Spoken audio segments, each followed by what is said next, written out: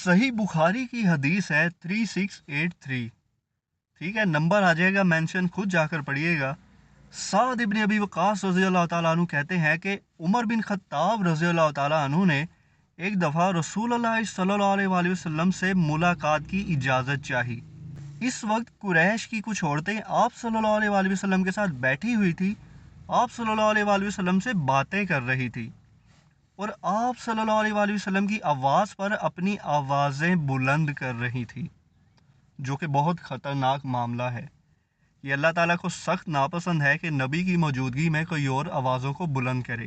جب عمر بن خطاب رضی اللہ تعالیٰ عنہ نے اندر آنے کی اجازت چاہی تو ان عورتوں نے جلدی سے نقاب اوڑھ لیا اور خاموش ہو گئی۔ جب حضرت عمر نے اندر آنے کی اجازت مانگی رسول اللہ صلی اللہ علیہ وآلہ وسلم سے، ان عورتوں نے جیسے ہی سیدنا عمر کی آواز سنی تو فوراً سے نقاب اوڑھ لیا اور اپنی آوازوں کو تھام لیا، یعنی جو آوازیں وہ بلند کر رہی تھی وہ خاموش ہو گئی۔ رسول اللہ صلی اللہ علیہ وآلہ وسلم نے ان کو اندر آنے کی اجازت دی۔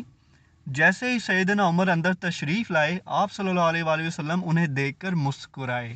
سیدنا عمر بن خطاب رضی اللہ تعالیٰ عنہ نے فرمایا، یا رسول اللہ، اللہ آپ کو ہمیشہ ایسے ہی مسکراتا رکھے۔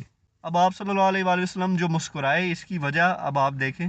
آپ نے فرمایا، یہ عورتیں جو یہاں موجود ہیں، میرے تعجب میں اتنا اضافہ ہوا کہ میری موجودگی میں آوازیں بلند کر رہی ہیں، لیکن جیسے ہی انہوں نے آپ کی آواز سنی جب آپ نے اندر آنے کی اجازت مانگی تو یہ فوراً سے خاموش ہو گئی اور انہوں نے اپنے پردے اوڑھ لیے۔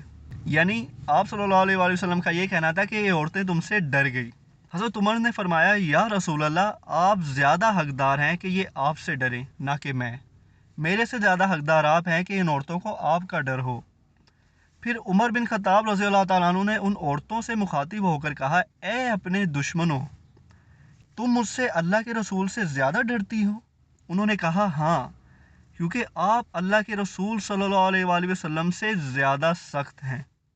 پھر آپ صلی اللہ علیہ وآلہ وسلم نے فرمایا، اے ابن الخطاب، اس کی قسم جس کے ہاتھ میں میری جان ہے، شیطان آپ کو کبھی کسی راستے پر نہیں پاتا، بلکہ وہ آپ کے راستے کے علاوہ کوئی اور راستہ اختیار کرتا ہے۔ یہ آپ نے سنی ہوگی کہ جب عمر اور شیطان آمنے سامنے آ جاتے ہیں تو عمر کو دیکھ کر شیطان بھی اپنا راستہ بدل لیتا ہے۔